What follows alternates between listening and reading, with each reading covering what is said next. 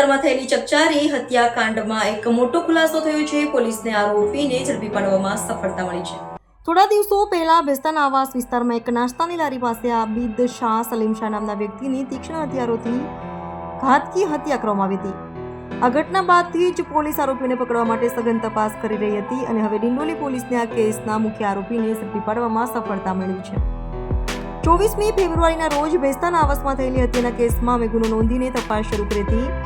અમારી ટીમો સતત આરોપીઓને શોધતી હતી. ટેકનિકલ અને હ્યુમન ઇન્ટેલિજન્સની મદદથી અમે કેસના મુખ્ય આરોપી અરમાન ઉર્ફે ચોટલી પઠાણને ઓળખી કાઢ્યો હતો. આરોપી છેલ્લા 1 મહિનાથી પોલીસ બચવા માટે ભાગી રહ્યો હતો અને પોતાના મોબાઈલ ફોન પણ બદલી રહ્યો હતો. આવું એક પોલીસ અધિકારીએ જણાવ્યું હતું. પોલીસની અલગ અલગ ટીમો આરોપીને પકડવા માટે સતત પ્રયત્નશીલ હતી. ટેકનિકલ એનાલિસિસના આધારે આરોપીનું લોકેશન ઉત્તર પ્રદેશના ગોંડા જિલ્લાના મનકાપુર ખાતે મળ્યું હતું. ત્યારબાદ તાત્કાલિક એક પોલીસ ટીમ ગોંડા રવાના કરવામાં આવી હતી. સ્થાનિક લોકોના વેશમાં પોલીસે 3 દિવસ સુધી રેકી કરી અને આરોપી અરમાન ઉર્ફે ચોટલીને ઓળખીને તેની ધરપકડ કરવામાં સફળતા મેળવી. પોલીસના જણાવ્યા અનુસાર આરોપી અરમાન ઉર્ફે ચોટલી વિરુદ્ધ અગાઉ પણ હત્યા અને ડ્રગ્સના ગુનાઓ નોંધાયેલા છે.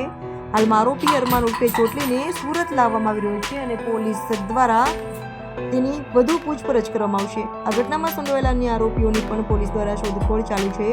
ડિંડોલી પોલીસે સફળ કામગીરી બદલ પ્રશંસા મેળવી છે.